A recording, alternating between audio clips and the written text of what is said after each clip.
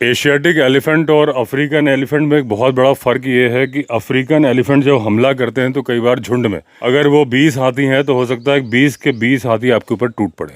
African elephant. अगर Asian elephant है तो जितने ज़्यादा हाथी हैं उतने ज़्यादा आप सुरक्षित हो, वो उतना खतरनाक हमला नहीं करेंगे। आपको खतरा पूरे झुंड से नहीं है, आपको खतरा है अगर उसके अंदर एक रोग एलिफेंट रह चुका है और हाथी शामिल हो गया है।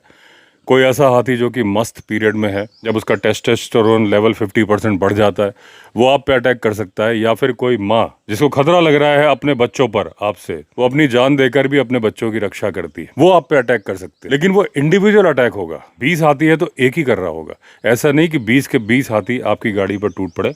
अफ्रीकन एलिफेंट के मामले में 20 के 20 भी टूट पड़ सकते हैं। हाथी के बारे में एक बहुत बड़ी गलतफहमी है लोगों को कि हाथी को जो सामने वाली चीज़ है बहुत ज़्यादा बड़ी साइज़ की दिखती है, इसलिए वो डर जाता है।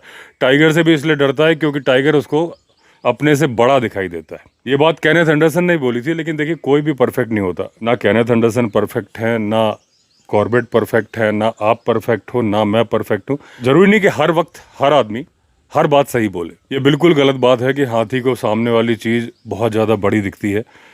अगर ऐसा दिखता होता, टाइगर उसे अपने आप से बड़ा दिखता होता, तो फिर दूसरा हाथी तो उसे बहुत बड़ा दिख रहा होता। तो जो हाथी एक दूसरे से लड़ते हैं, कभी लड़ते?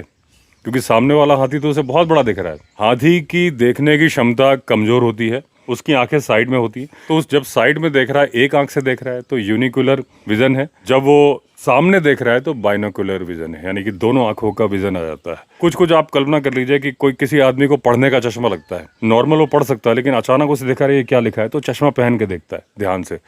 तो हाथी को जब किसी को बहुत ज़्यादा ध्यान से देखना होता है तो वो उसकी तरफ घूम जाता है। क्यों?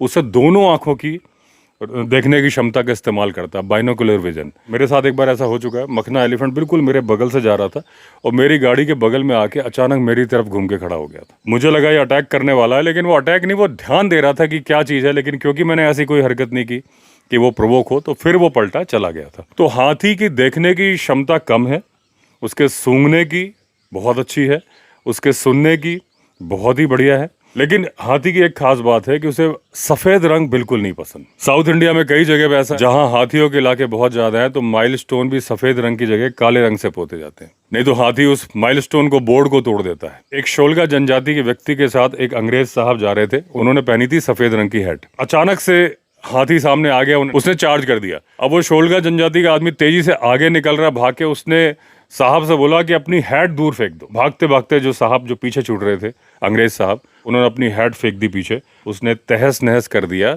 सफेद हैट को।